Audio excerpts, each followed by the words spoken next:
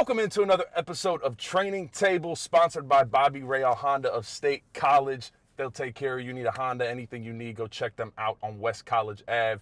Today's guest, former Penn State letterman, Joe Nastasi. Appreciate you coming on, My brother. God, appreciate it, man. Absolutely. How's everything going, man? Man, doing all right, man. You know what? Better than I deserve, I guess. You know, like I'm saying, I really enjoy it, man. Enjoy your podcast. I really enjoy what you're doing. I've been following you there a little bit. That's why when I reach out, I said, hey, Thank you, know, man. Yeah, Joe reached out. I couldn't believe. I didn't even know you were in town, and I'm like, all right.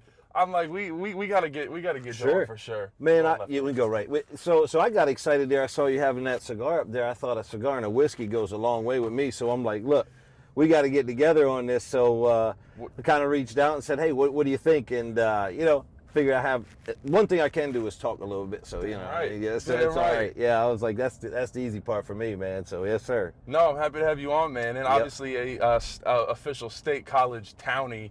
I'm always curious, the guys that stay here. I always ask them, what brought you back? Obviously you were here back in the 90s, and then what made this feel like home, where you wanted to come back, have a family here? Well, I think some of that kind of just happens in life.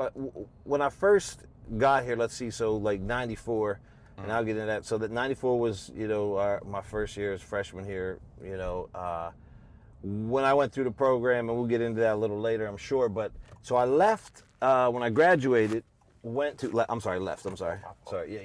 when I graduated, went to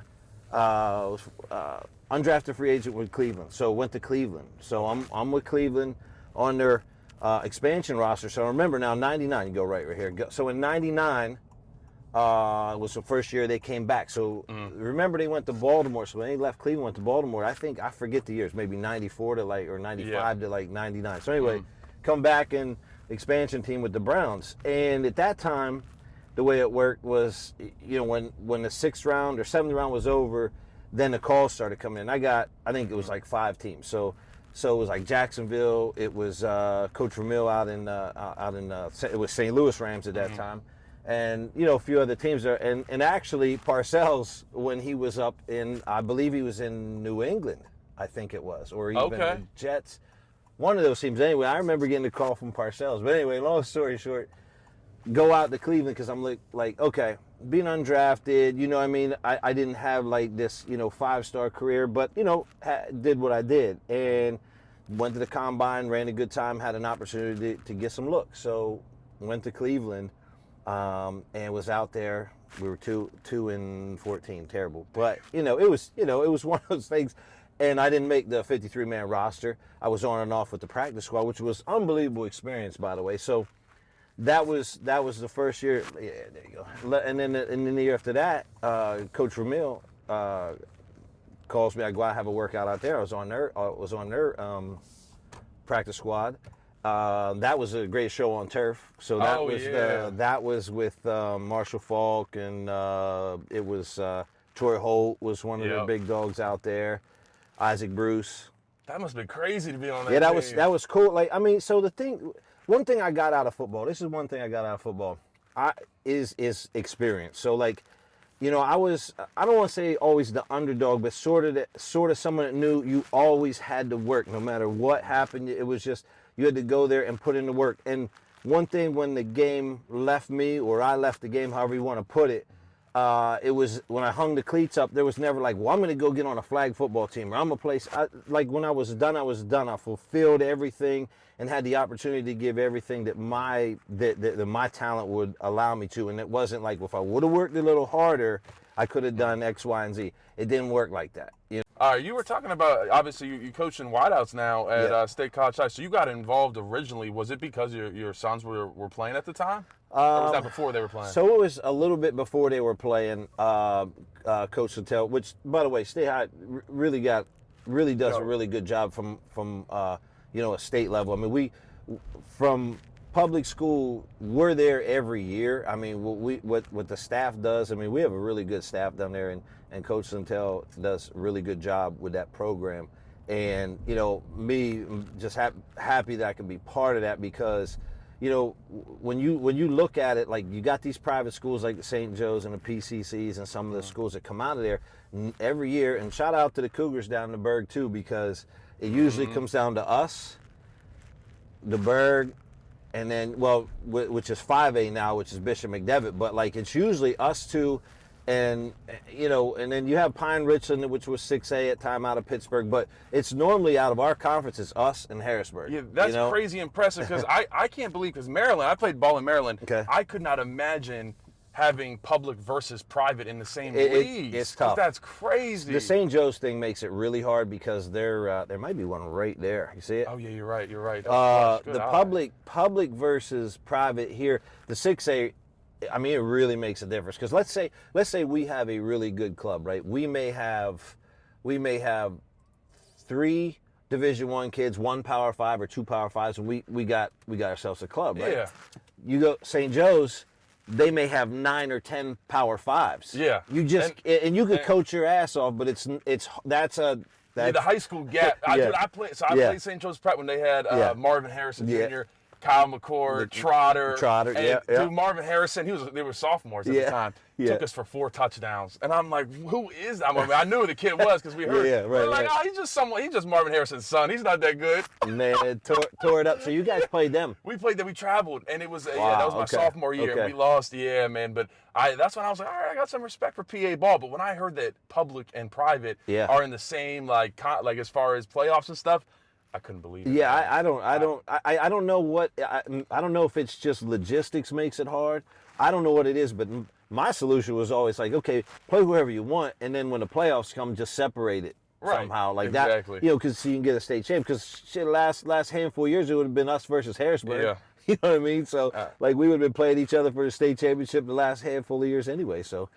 Yep. Yeah. No, we're gonna get into a little bit more, but we're here at Pickles, man. Legendary spot downtown. They got some barbecue, so I figured let's try it out. Yeah, man. I'm excited, man. Let's go get into it. Let's get it. All right. Here you go. Thank you so much. You're very welcome. All right, we're in here at Pickles Tap Room, the legendary. I'm sure many of you watching have partied here before. We already came right in. We just got. They said this is the small tray of nachos right here, loaded to the brim. We're trying out their newer, I think it's fairly newer, their barbecue menu. I think it's only been a couple months they've had it. They got some good specials too, lunch menu specials, sandwich and a side for $10, which anywhere. Yeah, that's good nowadays. Okay, I want to talk to you about just kind of being back around. Okay. Obviously, your son's on the team. Yeah. Have you been back? You've been back in the facility, right? Yeah. How crazy is it to see? Like, we got the playroom, we got like PS5s, we got a golf simulator, basketball, like everything that we have compared to like what you guys are working with. He started laughing right away. We had a couch. Hey. We had a couch with a Nittany line stitched on there and thought we were somebody back then. We had a lounge, But hey, look, so. And through the years that I've been around, so like I've seen the growth of the university, the town, and everything. But when you look at, say, since James has been here on probably the second half of what he's done, and a lot of it, was necessary. There was just no option. The way that the game has progressed and what everyone's looking for now, these kids coming out of school. If you don't, you're going to end up being a very middle of the pack at best, Big Ten at best, unless you can produce like that and have the state of the art on every situation. Like I said, when we were there, you had the locker room, you had your meeting rooms, and you had a lounge. It was like a living room. That was it, and then that was all we had, and it was great. We had a computer lab upstairs because that was before we had, really anybody had any laptops or anything like that. So when I was here, and I'm aging myself, but look, hey, just a quick story, real quick. We had the Illinois. We had our '94 reunion. So I was just telling them, I said we had our '94 reunion, and I had some high octane Pepsis, and we were just talking. I was like, man, it's hard to believe it's 20 years. And they're like, hey, 30. I said, oh, shit. My math was off. My math was off. I said 30 years. That was my first year up here. I cannot believe 94. When you think about it, that team and some of those legends off of that team, but 30 years. But I look back 30 years to now, and you see, like you said, the facility and everything we have. It's really state of the art, and we have to be that way. I mean, we're Penn State, and if we're going to be contending for titles like James has done, like I have a lot of respect for that, because to stay there and be there and knock on the door every year, we're going to get there. It's just, but you have to be in the tournament. You got to be there to do it. And that is just unnecessary right now. You can't have the kids come up and say, hey, you're going to stay in the dorm and tug it out for a year. It's not going to work like that anymore. You know, it's just not. That's not what we're doing. That's the biggest thing. We go straight into Nittany Apartments. I'm sure many of those know. You go. I like to laugh. Hey, any football player. No. Those are the young years as a football player in Nittany Apartments, and it's some of the greatest memories you ever have, though. That's for sure. But you didn't have to do that, did you? I did. I just didn't. No. You say Nittany. Oh, I was in the dorms for a year. Okay. I was in the dorms for a year. So they still kept that going. They kept that going until like 2 years ago. Okay. And Franklin had actually talked about this. Yeah. Specifically, it was like a 5-star recruit. And I don't know if this is like fully true that the parents were like this mad, but they were like looking at all these other places. They're saying, hey, my kid is going into a nice house or apartment, and they got to go into a dorm here. And they stated that's one of the big reasons why. That was. And so so James publicly has talked about that. And he said that's why we need to be able to get these guys into other houses. And, you know, Coach Franklin always advocates for us to try to get us better. And that's something he's done from the beginning. And so, you know, obviously it's always, you know, shit costs a lot of money. It does. $700 million on the stadium. But you're not kidding. You see, I mean, what we're doing top to bottom when we're filming this. Lacrosse was just in the Final Four. That's Hockey right. was in the Final Four. Volleyball national championship. Baseball. I was saying we got to talk about that. Obviously, too. wrestling. Football's in the in the Final Four as well. So dude, we're doing something cool here at Penn State. It's an exciting time to be around. Sure. You bring up baseball. Let's hop into it real quick. I heard you were quite the baseball player yourself, brother. Is this the truth? So here's the thing. This is the way I always break it down. So I really loved basketball. Was what I thought I was going to be an NBA star, you know. Then I stopped growing at 6 foot, you know what I mean. So that ended that. Baseball, I was probably my best sport, but it was boring to me. There wasn't enough action, you know. Like I played all the positions. I normally played center and shortstop, pitch, but I had a good arm and everything. But like base stealer, great hitter, you know what I mean. I'm just saying that was probably my best sport, but my third sport was probably football. Because just the way everything worked out, you know, it's just one of them things. But baseball, I liked it, but it got too slow for me, so I needed a little bit more going on. So that was my thing in baseball. I'm saying the game's a little slow, man. It is. It's slow. It's a little tough to watch, but I mean, that got me, you know, into like I said, basketball was going to be my thing. You know, because I was quick, run, jump, shoot, you know, that kind of thing. But then 6 foot, man, not a lot of them out there, man. You can't. That don't work too good. Yeah, it's about Spud Webb, and that's it. Not too many in it. So football was my thing, you know. So you get here in '94, hell of a year to get here. By the way. I mean, what was that like being a freshman on that team? Just greatness. I mean, a lot of people say. It was a little while ago, as you said, 30 years. But man, is that hard to listen to? Because I remember 30 years. I'll give you this. I'm envious that you got to go to college in the 90s. I say it had to have been it had been the coolest time ever. No leashes, no phone, no leash, no nothing. When my dad sent me off to college, he was like, yo, you're being recorded every step of the way. Don't do anything, you know, barely go out. Because I barely, we don't have as much fun now because that's in our brains. It's like you're just being recorded. I was a Saint, so it doesn't matter. I didn't do anything wrong anyway, so it wouldn't even have mattered. That's you guys were just in the crib doing nothing wrong at all. I've had Keith Goon Collins been on the show too many times to talk. Yeah, he was a senior when that was one of the guys that was guys. Offensive line was crazy, man, that you guys had. And then obviously you played with you were with Bobby for a year then, right? Correct. Bobby was 2 years. Bobby and Freddie. Bobby and Freddie were both for 2 years. Yeah. Well, so to what you were just talking about, you know, with that team I walk into, so like I think everyone to an extent goes into this, and if you don't, you probably didn't last long. Is you come out of school and you have, you know, certain accolades, and you're obviously very good at where you came from and your league, your division, your state, whatever. But when you get to school, there's guys that are they're grown men and they're playing as fast, if not faster, even if you're the elite of the elite, and you got to come in. I mean, look at all the guys that have done it here, like that have come in and really not just went in and dominated, like Abdul Carter. He had to come in and play ball. He didn't just come in and was great. Like, it doesn't happen like that. But I think there's a time, especially for myself, you come in there, and I talk to my son about this, is you come into a program, and the first part is the confidence and understanding you belong. You'll hit that point where you're like, okay, I belong. And then when you hit that point of belong, now it's straight compete time. You don't just there's a little bit of a level to it because it is a humbling experience that things that you could get away with all the time based on your skill, you're just not going to happen. Let's say he played a little high and he didn't sink his hips enough. He's going to get beat up in his first, 2 months of learning how to play football, right? I mean, it's just the way it is. I was just talking about that on one of my podcasts, and I was talking about why Abdul, you just mentioned, was so great. He got beat up at the beginning, like everybody else. But what happened was he kept that mentality that he was that dude. He was that dog. Even when he was getting on, he didn't happen that often, but when he was getting knocked on his ass at the beginning, he still kept that mentality. And I think that's the hardest part because guys come in and they lack the confidence. Yeah. And then it's hard for them because they don't have the confidence. Yeah. Then every day you're going out there questioning yourself. And that's pretty much all of freshman year for most guys, unless you're Nick Singleton or Kaytron Allen. That's what freshman year is. It's like, damn, do I really belong here? Can I do this? So, no, it's difficult. And having the Barkley, too. I mean, Barkley was the same thing. I mean, Saquon Barkley, probably the best running back that ever played a game. And the same thing happened to him, right? He had to come in and he had to learn. He had to do. I mean, like I said, I mean, I played with a lot of guys that came in and they could not handle that part, meaning that they were so good in high school that competition level made them leave. Oh, we got some more food coming right here. We got some food here. Oh man. Let me walk you through to what we have here. Wow.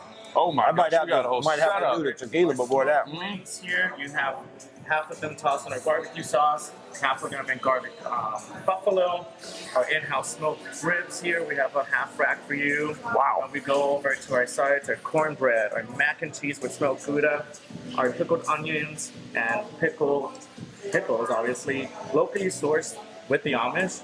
Okay, Amish or hot link, also locally sourced. Big Bob's Slander, you have ham, our smoked chicken, fried pickles, and the Alabama hot sauce. And then right here, we love doing fun stuff. Not on the menu, but you have a brisket burrito right there for you. I was just looking at that. That was what I was eyeballing right there. And then we have all the sauces here to go with it. All right. Yeah, man. Sure. Thank you so much. They can see that. They can see that. Yeah. We'll get a little pickup. Pickles hooking us up right here. We got the whole spread. I got to talk about. I was doing my research. I see the highlight. You were the holder. My freshman year. Yeah, my freshman year. They don't do that. See, nowadays it's just they send the punters and the kickers off together. So, give me the story. How did you become the holder? How did you get the holder one job? And then we got to talk about Michigan, 1995. Sure. So Fran Gannon was OC back then, and he just one day, we were catching punts, and he's like, Joe, come here. He said, you did this before. I was like, well, not really, but he goes, well, you got good hands here. Come here. So he wanted me to do it. I'm not sure exactly why, but it was one of those things. And Brett Conway was our kicker, and he was like, no, I want Joe to do it. He gets it down quicker than everybody else. So I was able to get it down the way that he wanted. And Brett was a great kicker, kicked in the league a little bit. So Brett was like, no, I want him. And when the kicker called, and I was just a freshman, so I didn't know any better. So I was like, sure, whatever. What I mean? I got a chance. But hey, it gave me my first touchdown ever. And whatever helps the team. Yeah. So to the 95. So what happened? This is my freshman year. Don't know anything about anything. I'm just still trying to figure out how I fit it, how everything's going to go. Mm-hmm. So 95, we're playing late November games. I think it was like November 17th, and there was a snowstorm on, I want to say Wednesday, maybe. And what happened was, a big snowstorm. And what they did was they brought people down from Rockview, and they put big construction chutes out because the stadium was like, you couldn't even get in it. Like I'm talking like this was like a 12, 18 inch. It was something crazy, some kind of crazy snowstorm in November. They weren't ready. They had a lot of the inmates going up, and they were shoveling up the stadium down the chutes to get it out of the stadium because they couldn't. You couldn't sit in the stadium. They call it the Snow Bowl, right? Snow Bowl, yeah. So you had inmates shoveling out Beaver Stadium. Yeah, so that's what makes the story kind of cool because it was maybe the simplest thing I've ever done in my life, but. That thing opened up. It parted like the Red Sea. But here was the real story was this. So I had the option to call it off, and we were going to kick in the same drive. If you really watch the film, the same drive, we were on the 23-yard line or 20-yard, somewhere right around 23-yard line, and we had it called. And then all they did was overload rush, and they were trying to go one on, one in, one over, and we were on an overset, and they were just trying to pull that wing one side or the other needed to get it from here to here. So they were one man. They weren't balanced. So they were one man over, and we stayed balanced on it. Right. So what happened was we called it, and we called the audible, and they jumped, and we got a first down. Okay. So we went from the 20, then we went because we were. So I could have ran that thing in from the 20, and it would have looked a lot better. Yeah, but instead we got it. So it's 7-7. All right. So we went. So that what happened was that it was only going to put us up one score, and a touchdown puts us up 2. So they were like, Right. you know, it was one of those things. But we had it called with about 4 minutes on the 20. They jumped, then we got it inside the 5, and then I did it, and it didn't look as good. So hey, you know, but at least it was. I always tell everybody this. I said at least they remember me for something good and not like, oh, he's the one that dropped that pass to lose the game. So hey, I look at it like this. I'm like, even though it was the easiest play in the world, and everybody says, man, I could have done that. I'm like, yeah, you absolutely could have. Yeah. But at least it's not. At least it wasn't like, hey, he dropped the pass in the national championship game to lose us the game. You know? It's a damn good thing to remember. You can walk around State College with your head high, like, yeah, you remember that. But it's like compounded with the Snow Bowl. You know, the Snow Bowl, and everybody kind of remembers that and all that stuff. But yeah, it was when I was young, man. That was the first one. Yeah, and that I remember in the other game that snowed was my first touchdown catch. Was Wally threw me my first touchdown pass against Northwestern in the corner there. Yeah, so like I had one there. Yep, good memories, man. Great memories. Yeah. That was right in the student section too. Both of them were down that way. So yeah, it was fun, man. All right, Joe. I always like to talk to the guys about obviously you got to play for Joe Paterno first. I always ask, what was the greatest lesson or just takeaway you got from Joe and playing for him? And a lot of times it's not even necessarily the answer isn't even playing, but something that you took with you later in life, something like that. Here's the thing. I would say, there's so many of them you could touch on so many different, and I think to an extent, all of us that have gone through a high level of football and played at a high level of football can take certain things from anybody, right? But I think what I learned from that staff and Coach Paterno was just that discipline factor that no one really cares if you're sore. No one really cares if you don't have it that day. No one cares. Like I think that you learn that back against the wall attitude.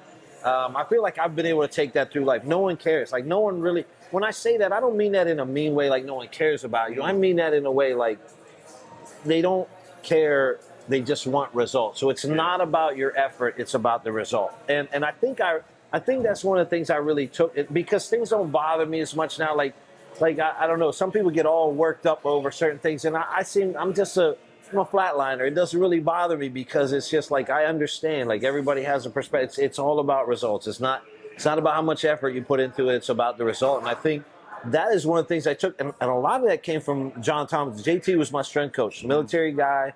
And I still wake up. I swear to you, I wake up at night thinking that I'm a little bit late for a lift. I swear to you. That still happens. Yeah, it happens to you? Yeah. It happens to me. Hey, look, I 30 years later. Like, I'm like, whoa. I'm grabbing that. I'm like, damn. I'm like, okay. I was like, oh, my God. This is great. What were the punishments back in the day if you were late to a lift? Well, so ours was the hill. We had the hill. Oh, the hill. That just sounds bad. So that was the hill. And then we also had, my first part of my career was called punishment workout, but then I guess things got changed and it changed to awareness training. Oh yeah, they put that little label over that makes it sound just okay. When I first started, it was called punishment training or punishment workout. So we had the punishment workout, but it was like a 5 a.m. on a Saturday morning or Sunday, depending on what time of the year it was. But the thing is here was, if your lift was 7 a.m., you had to be on the bicycle or on the warm-up bike at 6:50, 6:55 you were late because that 10-minute was that warm-up. So 7 o'clock really meant you better be on the bike seat at like 20 till like 6:45. I think that's another thing that football players get. We get punctual. Yeah. From that, because we understand that if someone says 7 a.m., it doesn't actually mean 7 a.m. It means at the latest 6:50. Yeah. That's how it was. It was like your lift starts at 7, but your warm up started at 6:50. Yeah. So like I do have those, man, like those things, and they get you, man. Like I'm like, wow. Like I'm gonna give you another one. I'll wake up. I'll be panicking like they're calling specialists out. and we're getting ready to go returns, and I can't find my shoes or something. Like, you know how on the board they were written up there, you know, for kickoff or game time. So you had certain ones, and I'm like, oh my God, I'm yelling Spider, and I know my wife's like, who's Spider? Who's Spider? No, she knows Spider, but I'm just saying, like, I can't find my gear to get out there. So yeah, those are like the two nightmares that I have. But JT, man, let me tell you something, JT. You got me, man. I'm telling you. You guys still got me. But he's a great guy, man. I just saw him for the Illinois game, man. What a relationship. Like, just that taught me so much, just because you spend so much time with your strength coaches. And I think you spend so much time with them that you learn life lessons from them, because none of that's easy. And that's what I tell my son and my sons, that they're growing up. I'm so proud of both of them. You know, they like that part of life is just like, when it is so hard and you don't think you do it, you can do it. And they don't, when I say they don't care, they care so much that it doesn't seem like they just want the result, and that will stick with you. It'll resonate with you for life. So, you know, it's one of those things that would be my takeaway from my career here. You know, that's awesome. It sounds like it definitely shaped you to, you know, the husband, the father that you are today. I think that's the other big piece of it too. Is they want to prepare you for, like you said. Sure. It doesn't matter if no one cares every day. Yeah. Your kids, your wife, they don't care that you're sore, you're tired. It's like, you better get up and provide. Get it done. Or you better get it done. There's no, I'm tired today. Absolutely. Like when life gets real, it's time to go, and that's something else. Like you said, football teaches you, man. 100%. You know, like. And that's one thing I always want to teach my kids. My boys, I think they're getting it. My girls now, they think, I don't know, the youngest one, I mean, she got a lot of fight in her. You know, it's just like, you know, it's the other ones are like, well, Dad got it. I'm like, damn, Dad got it. I mean. Dude, I can't make it too easy for him. Yeah, I end up doing that though. But I'll tell you, it does, man. I'm really proud of them. I got 5 of them out there, so that's a blessing, man. It is, man. That's awesome. Keeps you busy, that's for sure. Yeah, man. that's why you had to put up the golf. The sticks got put up. It's all right. Yeah, too many kids. It's been great, man. Yes. No, that's amazing. All man. Penn Staters though, so like 27-7 is what I have. So. Dude, that's awesome. Yeah, so like. Yeah, I have them all over, but like, best job in the world. You know what I mean? It really is. Really is. That's how you know it's a special place, man. Everybody, a lot of people want to come back because for good reason. That's for sure. Joe, all right, finish up here. I want you. Obviously, you're in Townie. I got to ask you a couple of questions about the Townie State College for people when they visit. First off, what is one or two? You can go a couple. What were some of your favorite spots that in the 90s were here but no longer are here? Oof. There's got to be a couple of those. Yeah. So easy one, Thursday night players. We have Players Club. It was I don't even know what it's called now, but that was our Thursday night spot. So Thursday was Players Club. There was, believe it or not, there was like a couple of record stores that were here. They were kind of cool, like when you were just chilling, you know, doing whatever. Yeah. There was a couple of record stores, but Players, and then there was, I think it was a Crowbar back in the day that was down on the west, on east, more towards east by McClanahan's, and then Paul Robeson Center was different. Paul Robe back then, we had the road parties, and they were because we had more the road parties. They were called the road parties. They were Paul Robeson. Yeah, they would be like every other weekend. They would have them. If you're my age, you're gonna know exactly what the road parties were. Let me know if you went to the road parties back in the day. And they weren't robes; they were Paul Robeson, so we just called them Robe. Yeah, it was the robe. But it was, you know, Mooney was a DJ back then, and you know, it was good. They were a lot of fun, but that was more our speed because it was like, I don't think it doesn't exist now because everything's at the hub now. So yeah, you know what I mean. But, it's not a thing. Yeah, but I would say Players. All right, Joe. I always ask the letterman. Obviously, you're back in State College, but what are you up to now? Well, so you know, I got a handful of things going on. I always tell my wife, I said I do way too much for way too little, but. So yeah, I hate when she agrees with me, but hey, I do a couple things. I mean, I work for the state, sit by a red phone, hope it doesn't rain, kind of thing. Right, you know what I mean? So I work for the Commonwealth. I have a couple of investments. I do some real estate, and then do investment in a trucking company and also cleaning company. Nice. But my real passion. I mean, those are things you have to do. You know what I mean? Those are necessities. The thing that I really am proud of is we're launching off here is the Peer Foundation. which are a nonprofit organization.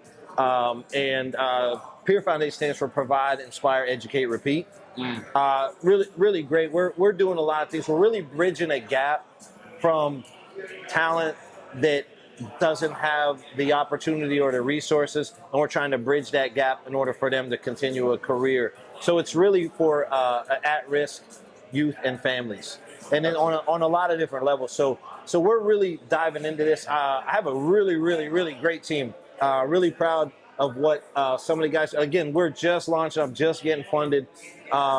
So Kendra Wimes from the DC area, really appreciate everything she's doing from the grants side of it and just the financial wealth side of it. And Scott Pollock. Scott has been an amazing resource for me. I just wanted to really give you a shout out, Scott, for everything you do. But Scott does wealth management, and he does a lot with the philanthropy. And he's doing the NIL now. And he is unbelievable resource out in North Jersey. So he's out towards New York City. Scott, definitely want to get you on here at some point in time, but he has been really instrumental in us starting our process with the Peer Foundation. But the Peer Foundation, our website is wearethepeerfoundation.org. I love it. Yeah, so you know what I mean? I had to throw it in there, man, you know, so... That's awesome. But this is going to be really big. We're really gonna get a lot of families and a lot of youth the opportunities, and that's my passion. I always would we'd sit around with the guys or like my wife or whoever, and we'd sit there and we'd always talk. Hey, if you had all the money and resources in the world, what would you really do? What you do? And my answer was always the same. I would always want to go to a school or somewhere where they may not have had the facility or the uniform. And it's always the same answer for me. If I had all the resources in the world, there's where I'd apply my money.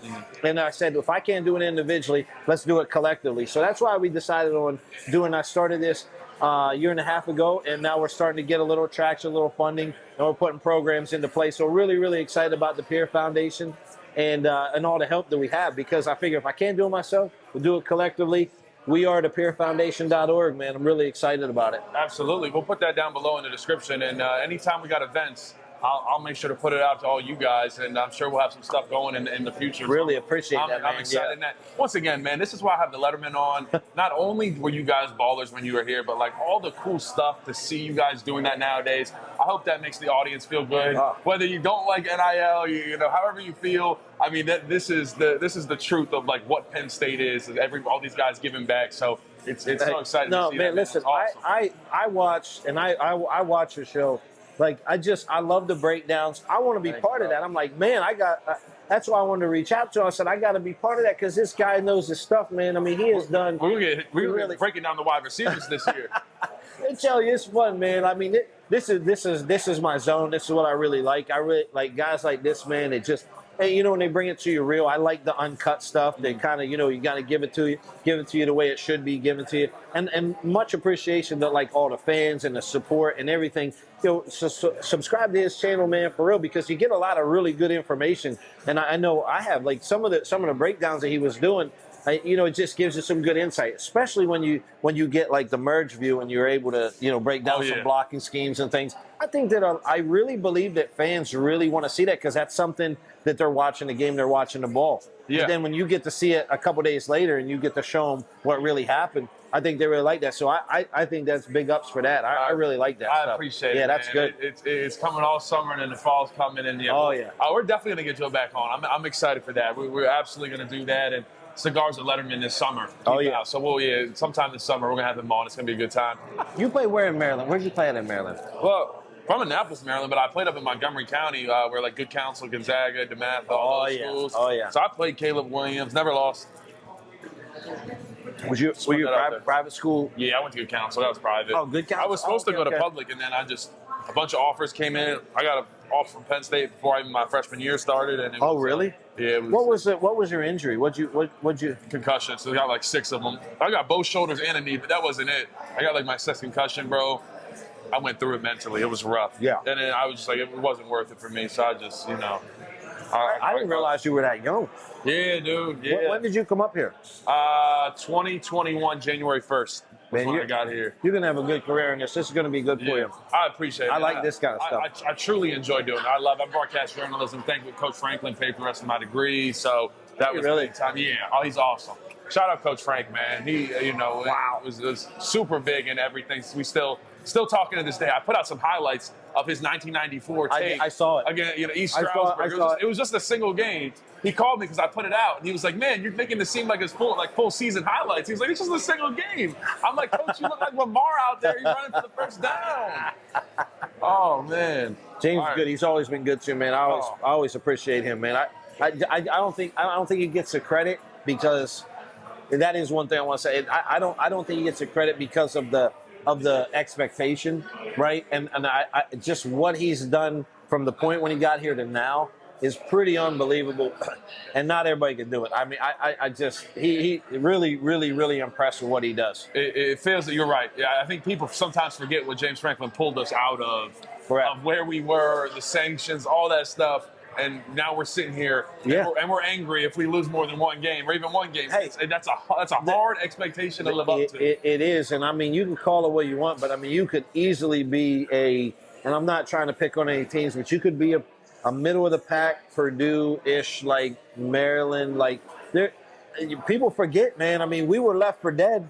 O'Brien did a great job of keeping the glue. Absolutely. And then when James got in here, man, listen, that was a big ask because that was a long way to go, and people wanted it. As soon as he got the wins and that we were back, when you call it back, we weren't near back. We had so much more to go, many more plug and plays. So to him, I'm a big supporter, big fan. Yeah, that's for sure, absolutely. So thanks, Coach. Appreciate you. Shout out, Coach Franklin. All right, right here we got the dessert. Oh, I almost tipped it. Irish coffee. They said we have to have it here from Pickles, so I'm gonna give it a try. It's basically a chocolate frosty. That's what it tastes like. It's damn good, though. I'm sticking to what I know so far. I might have one here in a minute, but there you go. I might get another one of those. Oh, that was good. They're single barrel tequila. Tequila, you never go wrong. It was fresh. I'll tell you what. And the fancy Miller Lite. I mean, I like you put fancy in front of it. I tried to dress it up. I'm not. Yeah, I'm a pretty simple kind of guy. You know what I mean? I don't get too complicated here. No doubt. But thank you once again to Pickles Tap Room. This food was absolutely fantastic. Come check them out down here, downtown State College. You need to bring the family out for some barbecue. This is a great spot, great eats, great drinks, everything you can need. Come on down, and appreciate you guys tuning in today. Joe, thanks for coming on. Man. Joe Nastasi. Appreciate you, man. That former was a Penn State wide receiver, so good one. Appreciate you guys tuning in. Until next time, peace.